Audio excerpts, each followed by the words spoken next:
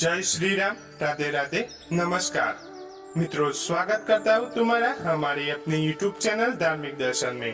तो मित्रों, क्या आपको पता है कि गौ माता ने समस्त स्त्रियों को ऐसा कौन सा श्राप दिया था जिसकी वजह से आज तक समस्त नारी जाति को श्राप भुगतना पड़ रहा है। गौ माता का एक ऐसा श्राप जिसे टाला नहीं जा सका। दोस्तों, वो श्राप कौन सा था वो आज यह वीडियो के माध्यम से जानेंगे। मित्रों, एक समय की बात है जब भगवान श्री कृष्ण अपनी राजगादी पर विराजमान थे, तब उनके पास देवर्षि नारद मुनि आते हैं और कहते हैं, हे प्रभु, आज मैं मृत्युलोक में भ्रमण कर रहा था। तब एक स्त्री ने पूछा कि पहले स्त्री को जब बच्चे होते थे तो वे पैदा होते ही चलने लगते थे, परंतु अब ऐसा नहीं है। यह क्यों ऐसा मुझे इस प्रश्न का उत्तर चाहिए। कृपया मुझे इस प्रश्न का उत्तर बताएं। तब श्री कृष्ण कहते, हे देवर्षि नारद, तुम्हारा यह प्रश्न समस्त स्त्री जाति के लिए अत्यंत महत्वपूर्ण है। अगर तुम इस प्रश्न के उत्तर को जानना चाहते हो तो ठीक है, मैं तुम्हें एक कथा सुनाता हूँ। तुमको इस कथा के माध्यम से पता चल जाएगा कि किस वजह से अब स्त्रियों को बच्चा पैदा होते ही चल नहीं पाता है। तब देवर्षि नारद जी कहते हैं कि हे प्रभु, इस कथा को मैं पूरा सुनूंगा, कृपया आप कथा को सुनाइए।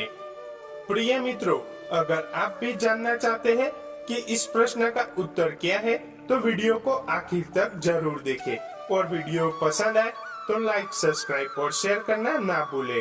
तो मित्रों, श्री कृष्ण कहते हैं, हे देवर्षि, एक नगर में एक रामू नामक व्यक्ति रहता था। रामू एक स्वार्थी व्यक्ति था। रामू के पास एक गाय थी। वह गाय दूध देती थी और रामू उस गाय का हरा भरा घास खिलाकर उसे दूध निकालकर उस दूध को बेचता था। रामू गाय का दूध खुद भी पीता था और अपने परिवार वालों को भी पिलाता था। आपके दूध के वजह से रामू अपनी गाय की दिनचर्या चलाता था। रामू का समय इसी तरह व्यतीत हो रहा था। कुछ दिनों के बाद एक समय ऐसा आया कि जब रामू की गाय ने दूध देना बंद कर दिया। जैसे ही गाय ने दूध बंद कर दिया तो इधर गाय को रामू ने चारा देना भी बंद कर दिया। और एक दिन ऐसा भी आ गया कि उस दिन रामू ने गाय को बहुत मारा पीटा और उस गाय को घर से ले जाकर जंगल में छोड़ दिया। तो वह गाय बेचारी अकेली पड़ गई। बेचारी गाय को जंगल में इधर उधर घूमती फिरती रही और एक दिन जंगल में बने मंदिर के पास पहुंच जाती है और भगवान से विनती करती हुई कहती है, हे भगवान, मैं आपके पास यह विनती करती हूँ कि हमें गाय की योनि में डालकर बहुत गलत किया है। श्री कृष्ण कहते हैं, देवर्षि नारद, वह गाय कहती है कि जो आपकी 84 योनियों में सर्वश्रेष्ठ योनि मानव की है, वह कितना पाप और कितना दुष्कर्म करता है। वह गाय आगे कहती है, मैं जब तक दूध देती रही तब तक उस व्यक्ति ने मुझे घर पर रखा, तब तक हरा भरा चारा खिलाया। जैसे ही दूध देना बंद कर दिया उसके बाद उसने मुझे चार भी नहीं डाला। इतना ही नहीं, उसने तो मुझे घर से बाहर ही निकाल दिया। अब मैं इधर उधर भटकती रही हूँ। अब जंगल में चार खाकर पेट भरती हूँ। हे भगवान, आपने जो सर्वश्रेष्ठ योनि बनाई है वह तो कितनी स्वार्थी और लालची योनि है। श्री कृष्ण कहते हैं, देवर्षि नारद, धीरे धीरे समय व्यतीत होता गया। गाय बेचारी इधर उधर भटकती रही। जब भी वह गाय रामू के द्वार पर जाती है तो रामू लाठी लेकर उस गाय को जंगल में भगा देता है।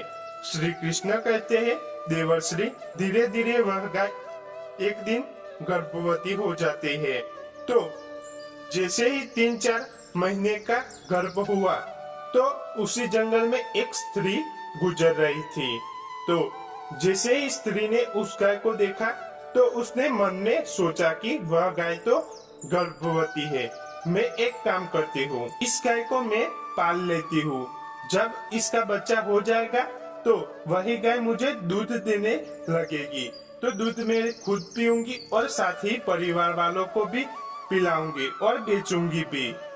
लेकिन जैसे ही वह स्त्री गाय को पकड़ने के लिए अपने पति को बुलाने जाती है और जब तक उसका पति वहां पर आता है तब तक वह गाय वहां से चली जाती है। धीरे धीरे और समय व्यतीत होता गया। तब श्री कृष्ण कहते हैं, देवर्षि, जब उस गाय का प्रसव का समय निकल आया तो तब वह गाय जंगल में एक एकांत में सुरक्षित जगह पर जाकर एक बछड़े को जन्म दिया। श्री कृष्ण कहते हैं, हे देवर्षि, प्रसव के कुछ समय बाद वही स्त्री उस जंगल में घास काटने के लिए गई थी। जैसे ही उसने दूर से देखा कि एक गाय ने बच्चा जन्म हुआ है, तब वो स्त्री उसके पास गई और ध्यान से देखा तो उस गाय को देखा तो बोली, अरे यह तो वह गाय है, यह गाय ने तो बछड़ा दे ही दिया। चलो अच्छा हुआ। वही स्त्री सोचती है, मैं इस गाय को पकड़ के अपने घर पर अवश्य ले जाऊंगी। जैसे ही वह स्त्री उस गाय के पास अपने पति को बुलाने जाती है, तभी वह गाय उस बहन को कहती है, आज तुम हमारे पर एक परोपकार कर दो। यह जो हमारा बच्चा पीछे पड़ा है उसे उठाकर मेरी गर्दन पर रख दो। मेरे बच्चे को लेकर एक सुरक्षित जगह पर चली जाऊंगी, क्योंकि यह मेरा बच्चा 8 महीने बाद चलने लायक हो पाएगा। 8 महीने के बाद वो अपने पैरों पर खड़ा होगा। श्री कृष्ण कहते हैं, हे देवर्षि नारद, जैसा अभी है वैसे पहले नहीं था। पहले गाय का बच्चा 8 महीने बाद ही अपने पैरों पर चलने लायक होता था। श्री कृष्ण कहते हैं, हे देवर्षि, लेकिन जैसे उस स्त्री ने गाय की बात सुनी तो वो जोर जोर से हंसने लगी और कहने लगी, तुम्हारा बच्चा इतना गंदा है, इतनी गंदगी में पड़ा है, मैं तुम्हारे बच्चे को क्यों उठाकर तुम्हारे कंधे पर क्यों रखूं? मैं तुम्हारे ऊपर यह परोपकार क्यों करूं? उस स्त्री ने उस गाय का बहुत मजाक बनाया। उस समय बेचारी गाय बेसहार थी, वह अपने बच्चे को उठा नहीं सकती थी। श्री कृष्ण कहते हैं, हे देवर्षि, इसी समय गाय ने श्राप दे दिया। उसने श्राप देते हुए कहा, जाओ, आज के बाद तुम्हारा बच्चा जन्म लेने पर तुरंत चलने लगता है, लेकिन आज मैं तुम्हें श्राप देती हूँ। तुम्हारा बच्चा जन्म लेने के 10 महीने के बाद ही अपने पैरों पर चलने लायक होगा, और जो आज मेरा यह बच्चा चल नहीं पा रहा है वो आज के बाद पैदा होते ही बहुत जल्द अपने पैरों पर चलने लायक हो जाएगा। श्री कृष्ण कहते हैं, हे देवर्षि, इसी श्राप के कारण स्त्रियों का बच्चा जन्म लेते के अपने पैरों पर चल नहीं पाता है। तो दोस्तों, सतयुग में सुखदेव पैदा होते ही चलने लगे थे और व्यास भी जन्म लेने के बाद तुरंत ही चलने लगे थे। यह बात तो सतयुग की थी, लेकिन कलयुग में ऐसा नहीं है। बच्चे को जन्म लेने के बाद 9 से 10 साल हो जाते हैं अपने पैरों पर चलने के लिए। इसका कारण यही है कि गाय ने समस्त स्त्री को श्राप दिया था। उसके बाद समस्त स्त्रियों के बच्चे जन्म लेने के बाद तुरंत चलने लग जाते थे। उनकी प्रतिक्रिया वहां पर रुक गई। इसके बाद गाय का बच्चा जन्म लेने के बाद तुरंत चलने लायक हो जाता है। इसलिए किसी की आत्मा को कष्ट नहीं देना चाहिए। यही सनातन धर्म का